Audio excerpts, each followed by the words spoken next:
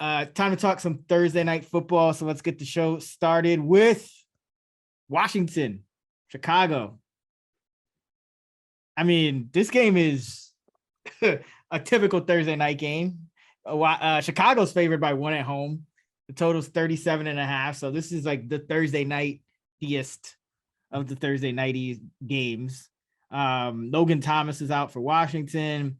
Justin Fields coming off his best game in a while, or at least this year, 15 of 21, 208 yards, a touchdown, 2 sacks. So what did you think of Fields, first of all, in his performance last week?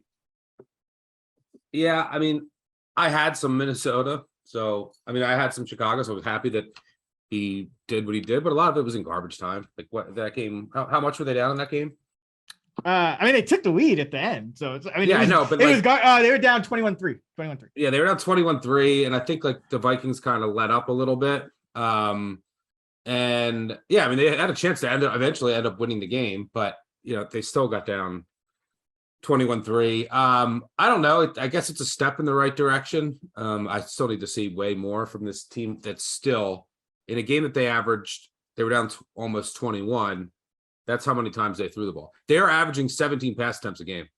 The second fewest is 24, which it's just insane. It's like we have like these in college, we have like the service academies, there's never throw. Like the Bears are the closest thing we have to a service academy that runs like the triple option.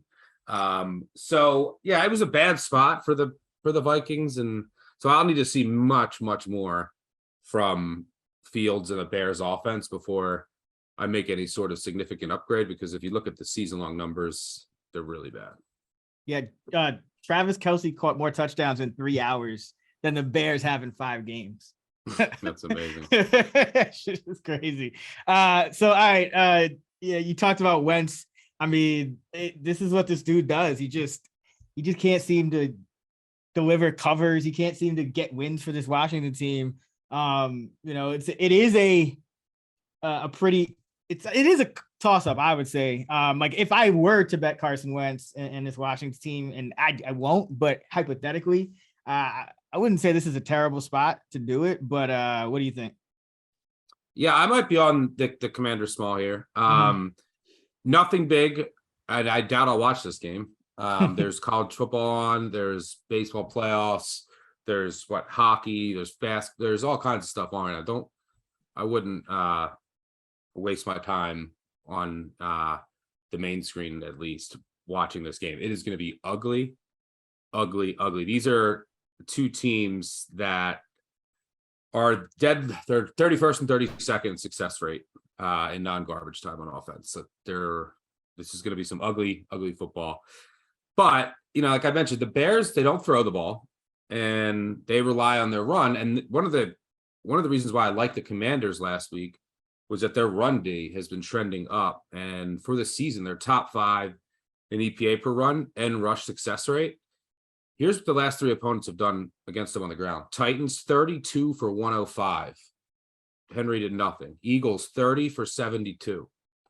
Cowboys, 29 for 62.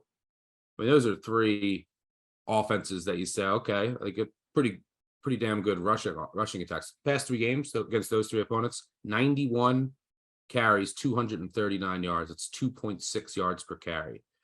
So, you know, I think that what's going to happen is that their run defense, I know William Jackson isn't traveling. That doesn't mean anything to me. But I think that the Bears are going to have trouble establishing the run against this Washington defense that's been shutting it down over the past month. And that's going to put the game in the hands of Fields and these receivers. And you know, if it's a matter of Fields and the Bears receivers against Wentz, who won't be under pressure. Bears are one of the worst pass rushers in the NFL. He's not going to be like under immense pressure. And Washington and their receivers, I'll side with Washington small, but man, this one's ugly. Bears actually they've been getting pressure. They're up there in pressure rate. What is their pressure rate set at? They are 7th, 27%. So they're not too bad. They don't blitz a ton. That's the thing. Like, so they're actually getting a decent amount of pressure. It's not turning into sacks. That's the issue. So they're not like that should regress. That's generally why we look at pressure numbers. But they have been getting pressure. It's just it hasn't been turned into sacks. Yeah, I showed them like what do I have here?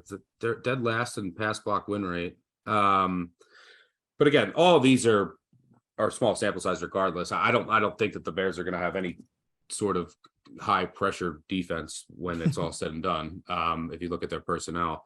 So yeah, this isn't, if it was like 3 either way, I would take either team, but at a pick, I would side slightly with Washington. I might play it very small. There's nothing if anyone has really strong conviction on this game and tells you they know is going to win it, they should go get their head examined. Do you, any love for the under? I know, Thursday night totals tend to go under more often than not, but I mean, there's really no margin for error almost down there at like 38, 37.5. Yeah, no, I mean, I would lean under, but yeah, there's and for what it's worth, under is between 37 and 40 on Thursday night football have just been free money in the past, but that doesn't mean that it's going to be the case in the future. I would lean under, but yeah, it's right where it should be. If you got this at like 40, I think it opened maybe at 41, 40. I think under was the play, but I think it's come down to where it should be. You have Wentz in there, you have Fields. If they're not running the ball and they have to throw it, one mistake here or there, pick 6, it's like you're fighting for your life right off the bat.